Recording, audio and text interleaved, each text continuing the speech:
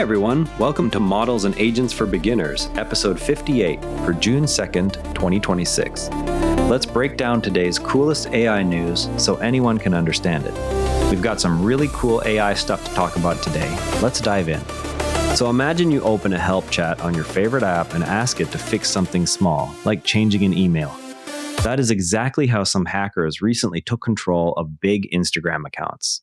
They simply chatted with Meta's AI support chatbot and asked it to swap the email on famous pages, including an old Obama White House account. The chatbot went ahead and did it without checking who was really asking.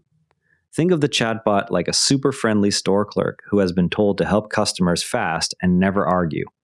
If the request sounds polite and normal, the clerk just hands over the keys without checking any ID.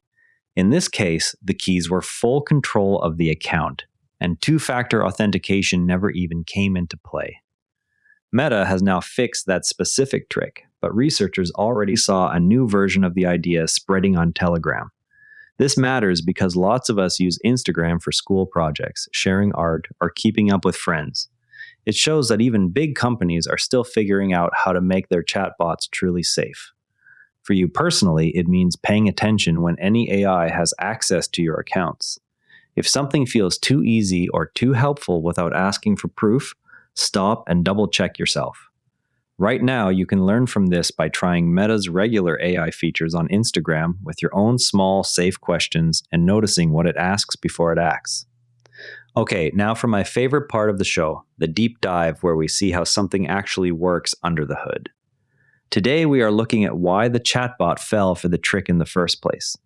Think of it like the autocomplete on your phone when you text a friend. The phone guesses the next word based on everything it has seen before.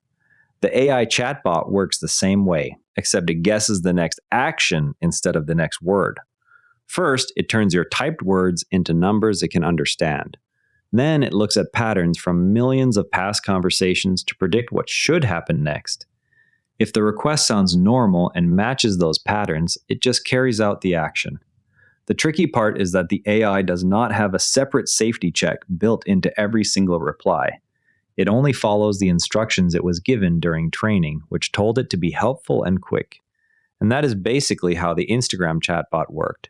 It was doing exactly what its training told it to do, without stopping to ask for proof.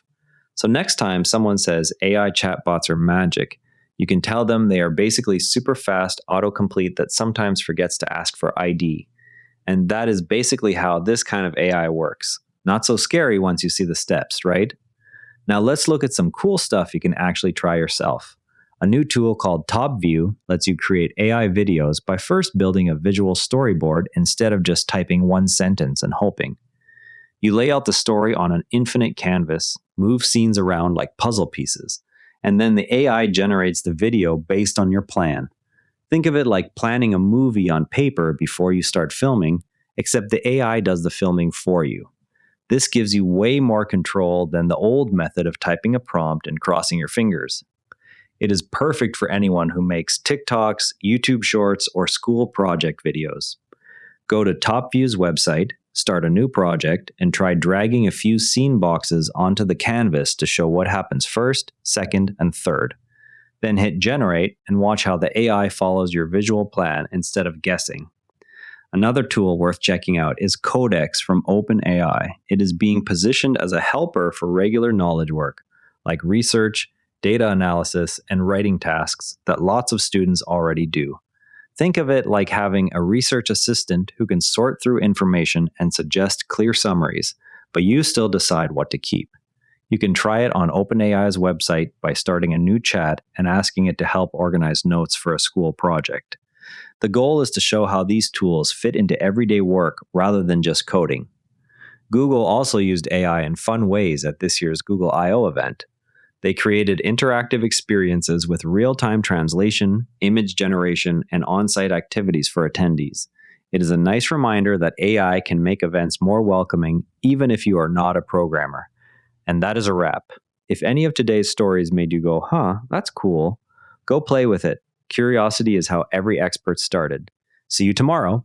And if you'd rather watch than listen, find us on YouTube at Nara Network. Links in the show notes.